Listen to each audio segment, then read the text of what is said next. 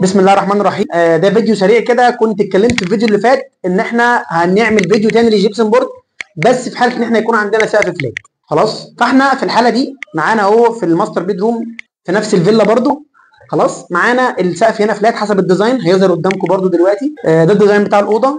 المفروض هنا في عواد بروفايل تجاليد مع السقف، وفي معانا هنا بانوهات فيوتك، دي طبعا هتتعمل ان شاء الله بعد كده. وفي معانا السقف هنا فلات، وفي جزء هنا بارز، وفي الماجنتيك تراك. طيب هنا سريعا عشان ما نطولش، انا هنا بتكلم على الجيبسن بورد.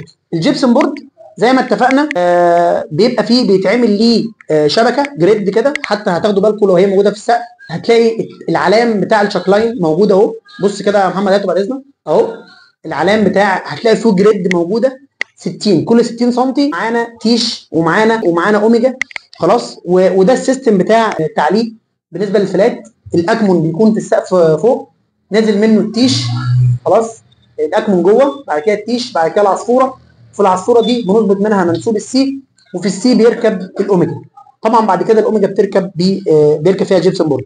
طيب لو خدنا بالنا هناخد بالنا من حاجه مهمه جدا كتير من الناس بتغفلها وما بتاخدش بالها منها. ايه هي؟ كان في هنا اهو تيش راكب تيشين جنب بعض، تيش سيبناه موجود خلاص، وتيش تاني ركب.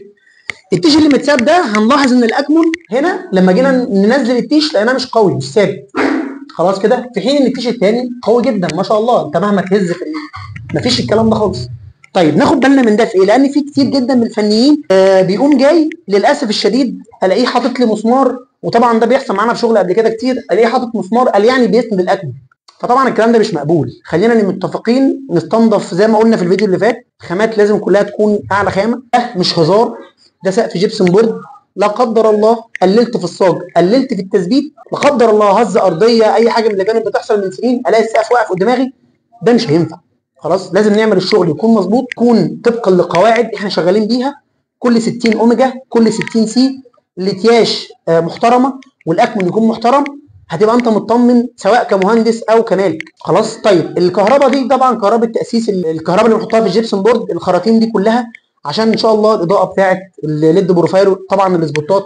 هنا انا معايا الجزء اللي هو البارز اللي هو في الديزاين هيظهر معاكم بقى. الجزء ده بارز عن بقيه السقف. هنا المفروض فيه بيت نور، وزي ما قلنا ده هنا تقسيمه الصاج. الصاج انا عندي هنا في سي شايله البانو، وزي ما اتكلمنا في فيديو قبل كده ان انا معايا هنا 2 سي عشان الماجنتيك تراك.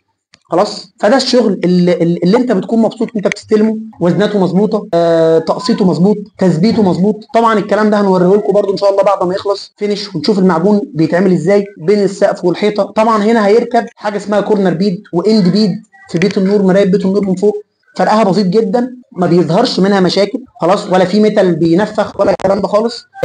وهتلاقي فرق التكلفه في الاخر مش كبير. الفرق بين الغالي والرخيص والله ما فيش كبير، بس المهم نواصف صح، والمهم نشرف على شغلنا مظبوط. وطبعا يكون معاك فني شاطر زي الراجل اللي معانا هنا. يومكم زي الفل ان شاء الله.